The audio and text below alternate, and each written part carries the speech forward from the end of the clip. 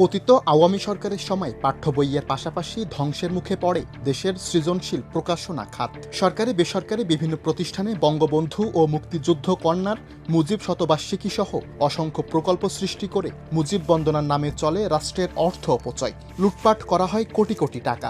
এসব প্রকল্পে আওয়ামী ঘেঁষা প্রকাশক ও লেখকদের কাছ থেকে মুজিব পরিবার ও মুক্তিযুদ্ধের বিকৃত ইতিহাস ভিত্তিক মানহীন ও অপাঠ্য বই সহজেই ওয়ার্ক অর্ডার পেত। বিপরীতে ভিন্ন মতাবলম্বী ও ফ্যাসিবাদ বিরোধী প্রকাশকদের বিএনপি জামায়াত সহ বিভিন্ন ট্যাগ দিয়ে পরিকল্পিতভাবে বঞ্চিত করা হতো। তাদের মধ্যে কিছু প্রকাশককে নামমাত্র টাকার বইয়ের বরাদ্দ দেয়া হয়। এতে প্রকাশনা জগতে টিকে থাকা চ্যালেঞ্জে পড়েন অনেকেই। এছাড়াও সরকারের অনুমতিতে দেদারসে ভারতীয় বই আমদানি ও বিক্রি করায় অবহেলিত ও ক্ষতিগ্রস্ত হন দেশীয় লেখক প্রকাশকরা। সে সময় তাদের সৃজনশীল প্রকাশনা, গল্প, কবিতা, উপন্যাস, গবেষণা, মহাকাশ বিজ্ঞান বিষয়ক বইয়ের বিক্রি প্রায় বন্ধই হয়ে গিয়েছিল। ভুক্তভোগী প্রকাশকরা জানান, স্বৈরাচার আওয়ামী লীগের শাসনামলে সরকারের সংশ্লিষ্ট প্রকল্প অফিসের দুর্নীতিবাজ কর্মকর্তারা ফ্যাসিবাদের দালাল প্রকাশকদের সঙ্গে যোগসাজশে এসব ওয়ার্ক অর্ডার তৈরি করতেন। দুর্নীতিতে জড়িত ছিলেন প্রধানমন্ত্রীর কার্যালয়ের লোকজনও। এসব লুটপাটে জড়িতদের বিরুদ্ধে শাস্তিমূলক ব্যবস্থা গ্রহণের দাবি সাধারণ প্রকাশকদের। একই সঙ্গে বঞ্চিত ও ক্ষতিগ্রস্ত প্রকাশকদের জন্য নতুন প্রকল্প সৃষ্টি এবং প্রয়োজনে প্রণোদনা দেওয়ারও দাবি জানান তারা। এ বিষয়ে সংস্কৃতি বিষয়ক মন্ত্রণালয়ের সচিব মফিদুর রহমান জানান, মুজিব সংশ্লিষ্ট এসব বই পাবলিক লাইব্রেরি, জাতীয় গ্রন্থকেন্দ্র সহ বিভিন্ন প্রতিষ্ঠানের মাধ্যমে অন্যান্য বইয়ের সঙ্গে কেনা হয়। ফলে এসব বইয়ের সঠিক পরিমাণ বলা না গেলেও সরকারের যে অনেক টাকা খরচ ও অপচয় হয়েছে তা সহজ অনুমেয়। তবে এসব বই এখন আর কোথাও প্রদর্শন বা বিক্রি করা হচ্ছে না বলেও জানান তিনি। বিভিন্ন সূত্রে তথ্য বলছে, হাতে গোনা 20টির মতো প্রতিষ্ঠান রীতিমতো প্রতিযোগিতা করে মুজিব পরিবারের গুণকীর্তন করে সর্বাধিক বই প্রকাশ করে।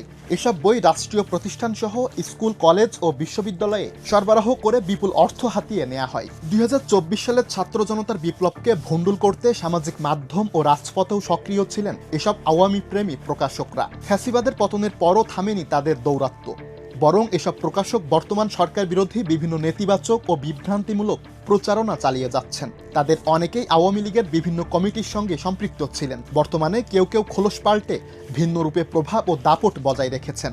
বঙ্গবন্ধু, মুক্তিযুদ্ধ ইত্যাদি শিরোনামের বই ছাপার নামে লুটপাট প্রসঙ্গে বাংলাদেশ পুস্তক প্রকাশক ও বিক্রেতা সমিতির সভাপতি রেজাউল করিম বাদশাহ জানান, আওয়ামী লীগের সঙ্গে সম্পর্ক থাকা কিছু প্রকাশক এসব বই ছেপে সরকারি বিভিন্ন প্রতিষ্ঠান বা সংস্থার কাছে এক ধরনের জোর করেই বিক্রি করেছেন। দামও আদায় করেছেন ইচ্ছে মতো। এসব প্রকাশকের অনেকে এখন ভয়ে লুকিয়ে আছেন, অনেকে আবার বিএনপি সেজে পুনরায় প্রতিযোগিতায় নেমেছেন। প্রকাশনা খাতে লুটপাটের বিষয়ে বৈষম্য বিরোধী সৃজনশীল গ্রন্থ প্রকাশক সমিতির সভাপতি ও সূচিপত্রের প্রকাশক সাইদ বারী বলেন, বিগত স্বৈরাচার ও ফ্যাসিস্ট সরকারের আমলে দেশের সরকারি বই বিক্রি ও সরবরাহ খাতে অস্বাভাবিক লুটপাট হয়েছে। প্রকাশনা জগতে প্রভাবশালী একটি সিন্ডিকেট রাজনৈতিক প্রভাব ও সরকারি আশীর্বাদ কাজে লাগিয়ে দখল করে শত শত কোটি টাকার প্রকল্প।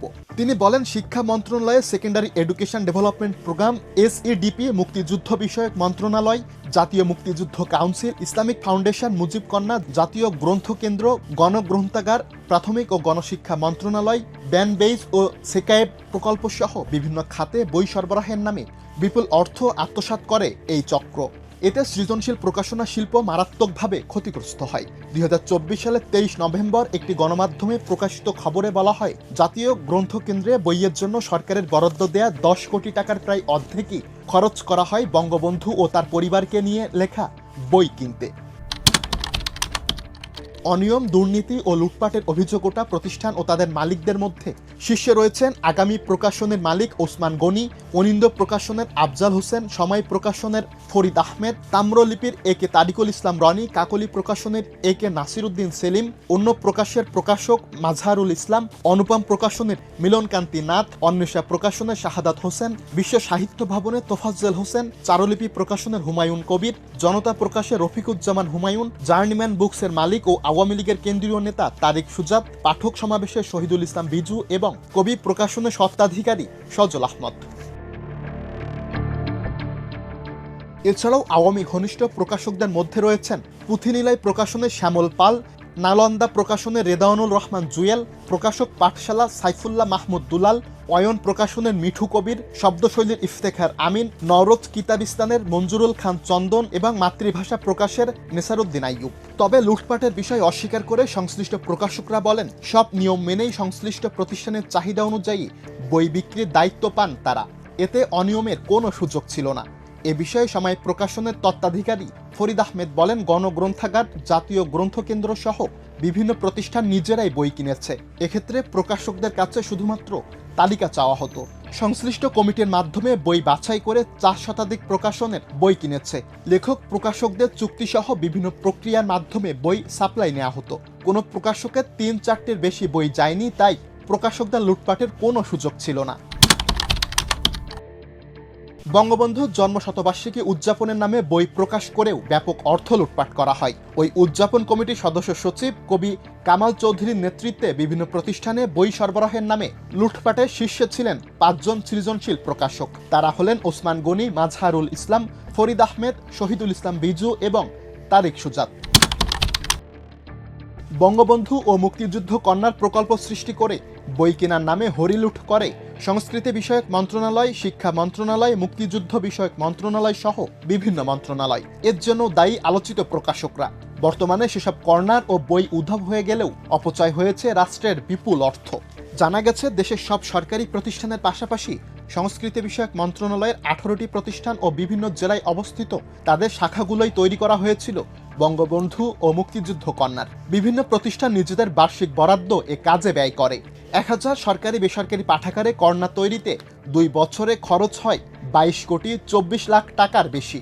এ প্রকল্পের জন্য যেসব বই নেওয়া হতো তার মধ্যে রয়েছে বঙ্গবন্ধু মানেই স্বাধীনতা, বঙ্গবন্ধু জেল জীবন নিয়ে 3053 দিন, অমর শেখ রাসেল, ছোটদের বঙ্গবন্ধু, শেখ মুজিব আমার পিতা, বাংলাদেশের জাতীয় সংসদে বঙ্গবন্ধু শেখ মুজিবুর রহমান, শেখ হাসিনার নির্বাচিত উক্তির মতো বই। তবে জুলাই বিপ্লব পরবর্তী দেশের সব প্রতিষ্ঠান থেকে সরিয়ে নেওয়া হয় বঙ্গবন্ধু ও মুক্তিযুদ্ধ কন্যার। কোনো কোনো প্রতিষ্ঠান সেখানকার বই নষ্ট করে ফেলেছে, কেউ আবার গুদামে রেখেছে। শিক্ষা মন্ত্রণালয়ের অধীনে পরিচালিত এসইডিপি প্রকল্পের বই বিক্রিতেও ছিল আওয়ামী প্রকাশকদের নিয়ন্ত্রণ। এখানে বই কেনার প্রক্রিয়া 2 ধাপে শেষ করার সিদ্ধান্ত নেওয়া হয়। প্রথম ধাপে প্রতিটি বই 1,05,000 কপি করে নেয়ার সিদ্ধান্ত হয়। প্রথম কিস্তির অর্ডারে 35,000 কপি করে বই নিতে 93টি শিরোনামের বই নির্বাচন করা হয়। এসব বইয়ের বেশিরভাগই আলোচিত স্বৈরাচারের দোসর কিছু প্রকাশকের। এ প্রসঙ্গে প্রকল্পটির এক কর্মকর্তা জানান, প্রকল্পের অধীনে কেনা শেখ মুজিব ও মুক্তিযুদ্ধ বিষয়ক বইগুলো জুলাই বিপ্লবের আগে সারা দেশের শিক্ষা প্রতিষ্ঠানগুলোতে পাঠানো হয়। তবে এ প্রকল্পে বই কেনার বাজেট বর্তমানে বন্ধ রয়েছে বলে জানান তিনি। ব্যাপক লুটপাট ও অনিয়ম সম্পর্কে বাংলাদেশ সৃজনশীল প্রকাশনা সমিতির সভাপতি ইকবাল হোসেন সানু জানান, আওয়ামী সিন্ডিকেট বিভিন্ন কৌশলে সরকারি বই ক্রয় প্রকল্পে প্রভাব বিস্তার করত। ভুয়া প্রকাশনা প্রতিষ্ঠান খোলা, একাধিক নামে তালিকা জমা দেয়া, সৃজনশীল সাধারণ প্রকাশকদের হুমকি ধামকি দেয়া এবং সরকারের প্রভাব বিস্তার করে অর্থের বিনিময়ে প্রশাসনিক কর্মকর্তাদের প্রভাবিত করাই ছিল তাদের মূল হাতিয়ার। এতে সৃজনশীল সাধারণ প্রকাশকরা বঞ্চিত হয়ে সরকারি সাপ্লাই খাত থেকে ধীরে ধীরে ছিটকে পড়েন। দায়ীদের দ্রুত তদন্তের আওতায় এনে বিচারের মুখোমুখি না করলে ভবিষ্যতেও এ ধরনের অপকর্মের পুনরাবৃত্তি ঘটতে পারে বলে শঙ্কা জানান তিনি। মহাকালের প্রকাশক মৃধা মোহাম্মদ মনিরুজ্জামান বলেন, ইসলামী বই বিক্রির অপরাধে সে সময় বাংলা একাডেমি তার স্টল বন্ধ করে দিয়েছিল। সরকারি বিভিন্ন মন্ত্রণালয়ের পুস্তক ক্রয়ের ক্ষেত্রে বঞ্চিত করা হয়েছে শতাধিক প্রকাশককে। তারা মুক্তিযুদ্ধের ভুল ও বিকৃত ইতিহাস, মুজিব পরিবারের গুণকীর্তন বিষয়ক এবং আওয়ামী দলদাস লেখক ও প্রকাশকদের বই বিপুল অর্থ ব্যয় করে কিনেছে বলেও অভিযোগ করেন তিনি। ক্ষতিগ্রস্ত এসব প্রকাশকদের অস্তিত্ব রক্ষার্থে বর্তমান সরকারের কাছে কিছু ভালো প্রজেক্ট সৃষ্টি করে আর্থিকভাবে সচ্ছল করার দাবিও জানান মনিরুজ্জামান। সূত্রমতে আলোচিত প্রকাশকদের মধ্যে চারুলিপি প্রকাশনের হুমায়ুন কবির বর্তমানে জেলে রয়েছেন। জার্নিম্যান বুকসের মালিক ও আওয়ামী লীগের কেন্দ্রীয় নেতা তারিক সুজাত পলাতক।